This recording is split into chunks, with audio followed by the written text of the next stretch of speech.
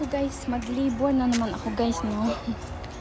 So magtanim ako ng gulay ko guys. Kasi puro na lang ako bulaklak. So magtanim na rin ako ng gulay, no. So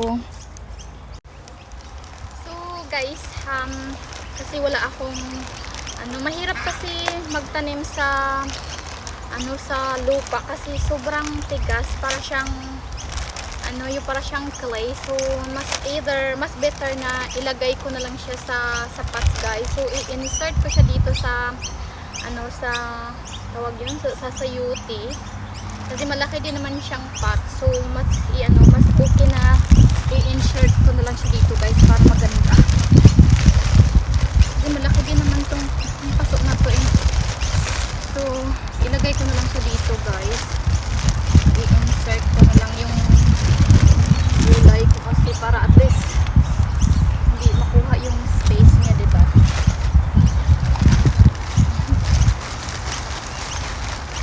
So lalagyan ko na rin siya ng yung puting mix na gamit ko,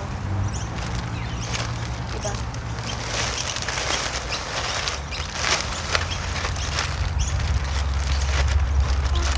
Tapos may gulay na rin ako. Marami akong mga gulay dito guys.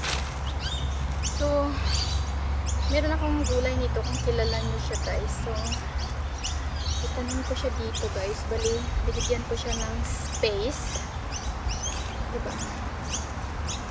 So itong sayuti ko na to guys, tinanim ko siya ng almost 2 years na. Pero guys, hindi pa siya talagang as in lumalaban pa siya guys. So ito, binili ko siya sa Bunnings kanina. So para at least meron din akong mga gulay. So ilagay ko siya dito guys, no. So diba, kasi malaki din naman tong paso na to. So at least save yung space niya, diba? So maganda siya.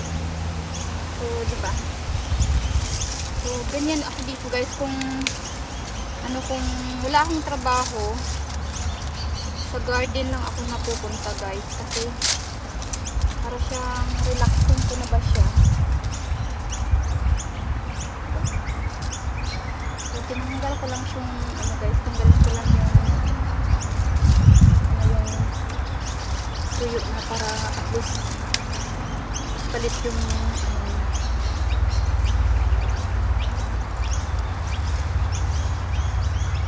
favorite ko kasi yung yung tawag yun, yung sayuti, maganda siya.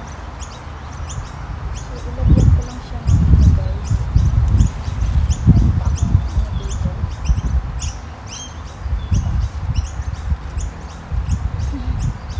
Ito yung pangtali ko.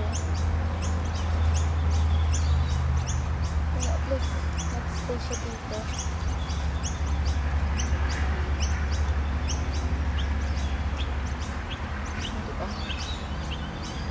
So maganda na siya guys, diba? So para at least pag namunga na siya, at least may mga bunga na siya guys. So that's all guys, thank you for watching. So ganyan na siya guys. So ganyan na siya. So marami akong gulay dito. Meron din akong yung star fruit, meron ako, tsaka meron din akong kalamansi, diba? Tsaka meron akong tawag yun, yung kasaba, diba?